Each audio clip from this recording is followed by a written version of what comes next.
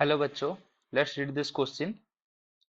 An RLC circuit contains a resistance of 1110 ohm and a supply of 220 volt and 300 radian per second angular frequency. If only capacitance is removed, the circuit current lags behind the voltage by 45 degree. If one of other hand only inductor is removed, then current is leads by 45 degree with the applied voltage. Then RMS current flowing in the circuit will be. तो question क्या बोल रहा है? तो question ये बोल रहा है कि एक RLC सर्किट है, यानी कि एक रेजिस्टर, एक इंडक्टर और ये कैपेसिटर ऐसे सीरीज में है एक एसी सोर्स के साथ। ये रेजिस्टेंस कार मान लीजिए ये एल और ये इसका सी है। तो ये क्या बोल रहा है कि जो ये रेजिस्टेंस है ये है इसके वैल्यू 1110 ओम। एंड बाकी क्या बोला है कि जो सोर्स के साथ ये कनेक्ट है, एसी सोर्स के साथ कनेक्ट है, तो ये दिया है उसका वैल्यू कितना 220 वोल्ट एंड 300 रेडियन पर सेकेंड, यानी कि जो एसी सोर्स है उसका भी आरएमएस वोल्टेज का वैल्यू कितना है 220 वोल्ट एंड ओमेगा क्या है, ओमेगा इसका है 300 रेडियन पर सेकेंड। ये क्वेश्चन में दे दिया गया है। बाकी क्या बताए कि अगर हम इसका कैपेसिटर को हटा देंगे, कैपेसिटर अगर रिमूव हो जाएगा तो करंट लैग करेगा कितना 45 डिग्री से, और अगर हम इंडक्टर हटाएंगे तो क्या होगा कि करंट लीड करेगा 45 डिग्री से। तो हमको आरएमएस सर्किट का RMS value sorry RMS current निकालना है। तो इसके लिए जो की कॉन्सेप्ट है,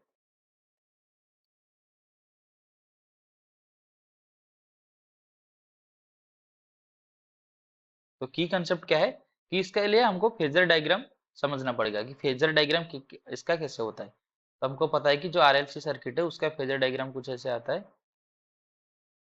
ये है रेजिस्टेंस, इधर आता है कैपेसिटिव रिएक्टेंस, इसका वैल्यू होता है 1/ओमेगा सी, और इधर आता है एक्सेल इंडक्टिव रिएक्टेंस, इसका वैल्यू होता है ओमेगा इंटू एल। इधर एल क्या है, इंडक्टेंस, और सी कैपेसिटेंस है, ये आर है रेजिस्टेंस। ठीक है, तो क्वेश्चन में जो दिया है अगर हम इसको देखेंगे कि अगर ओनली कैपेसिटेंस इज रिमूव्ड, अगर हमको कैपेसिटेंस को रिमूव करेंगे तो क्या होगा, करंट लैग करेगा, क्योंकि अगर सर्किट से कैपेसिटर हट जाता है तो क्या मिलता है, वो प्योर इंडक्टिव सर्किट होता है। तो हमको पता है कि प्योर इंडक्टिव सर्किट में करंट क्या होता है, लैग होता है। तो अगर कैपेसिटर हटा हटा देंगे, तो अगर केस वन के लिए हम लिखेंगे, केस वन क्या है, कैपेसिटर हटा देते हैं, कैपेसिटर हटा देंगे यानी कि जो XC है वो नहीं रहेगा, जीरो हो जाएगा, क्योंकि कैपेसिटर नहीं है। तो उसका जो फेजर आएगा किस किस तरह से आएगा, ये है R और ये है उसका फेजर जो है XL इधर रहेगा। तो जो नेट जो आएगा ये आएगा उसकी नेट रिएक्टेंस जो आएगा Z आएगा। तो अगर हटा देंगे तो ये क्या करता है, लैग करेगा कितने से 45 डिग्री से लैग करेगा। तो इसको अगर हम लिखेंगे तो क्या आएगा, तो हमको पता है कि टैन 45 डिग्री कितना हो जाएगा, ये हो जाएगा एक्सएल डिवाइडेड बाई आर। तो टैन 45 कितना होता है, 1 होता है, equal to XL by R, यानी कि जो एक्सएल होगा इसका वैल्यू कितना होगा, आर के बराबर। इसके हिसाब से अगर केस टू दिखेंगे, केस टू में क्या बोला है कि हम इंडक्टर हटा देंगे, तो इंडक्टर हटाएंगे तो फेजर डायग्राम कैसा आएगा, तो ऐसे आएगा।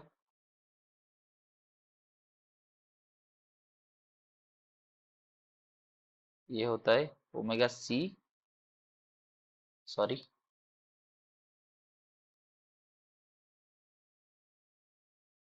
एक्स सी, एंड ये है आर। तो उसका जो रिएक्टेंस आएगा इधर जेड इस तरह से आएगा, और ये 45 डिग्री बोल रहा है कि लीड करेगा। तो इधर अगर हम देखेंगे तो सेम आ रहा है, tan 45 आ रहा है, जिसका वैल्यू होगा कितना, X C divided by R, यानी कि tan 45 कितना 1,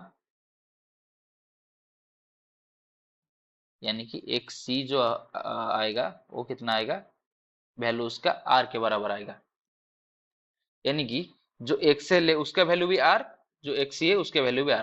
तो अगर हमको इसको जो हमारा पहले जो सर्किट था आरएलसी सर्किट, उसमें इस वैल्यू सबको डालेंगे तो ये आ जाएगा, ये क्या आएगा, इधर जो था एक्सी इसका वैल्यू आर है, इधर एक्सएल इसका वैल्यू भी आर है, ये भी आर है। तो इसको हम वेक्टरली ऐड करेंगे तो ये देखेंगे तो ये दोनों वेक्टर अपोजिट में है, ये 90 डिग्री, ये तो अपोजिट में, यानी कि एक्सएल एक्सी दोनों कैंसिल हो जाएंगे। तो जो फाइनल फेजर आएगा क्या आएगा, बस ऐसे ही आएगा, रेजिस्टेंस आर।